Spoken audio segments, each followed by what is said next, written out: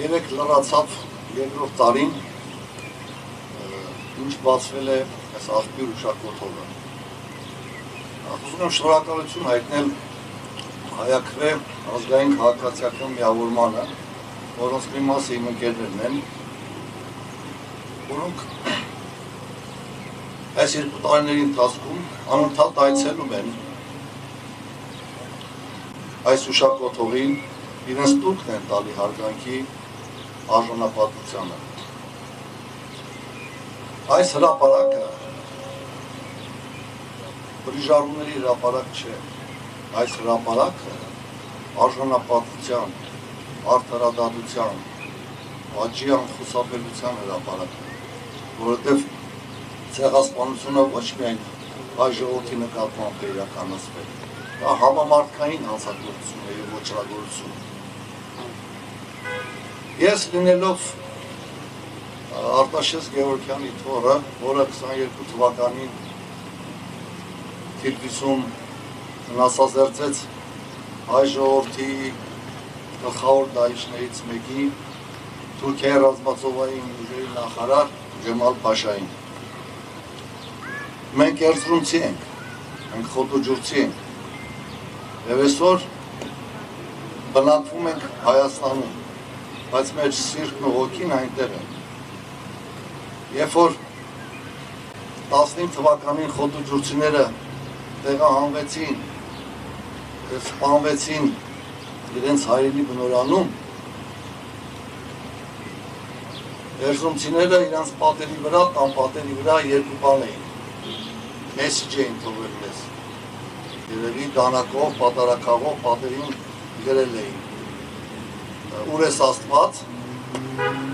և ամոթ ձեզ, որ մեր վրեժը չլուծեք։ Հիմա ինչպես տեսնում եք, այս ուշակոթողը մարմնավորում է խաչը, Աստված մեզ հետ,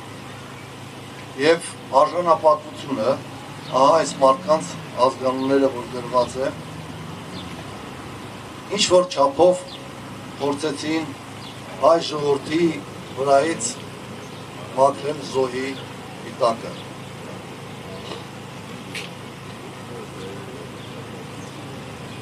Ինձ համար շատ դժվար է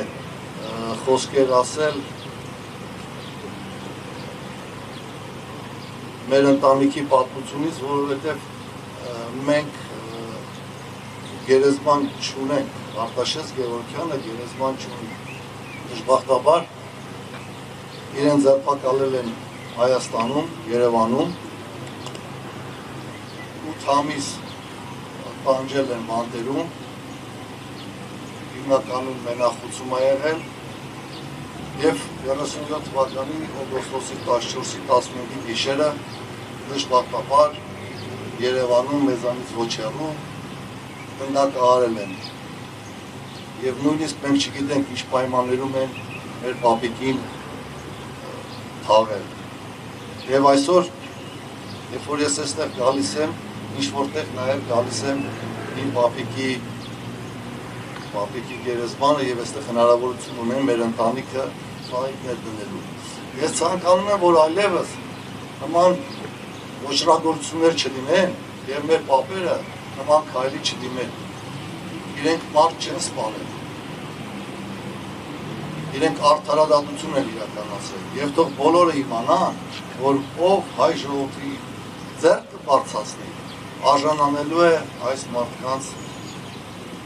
զարկին։ Շնորհակալություն եմ հայտնում, ինչպես ասեց Չալաբյանը, Հայաստան։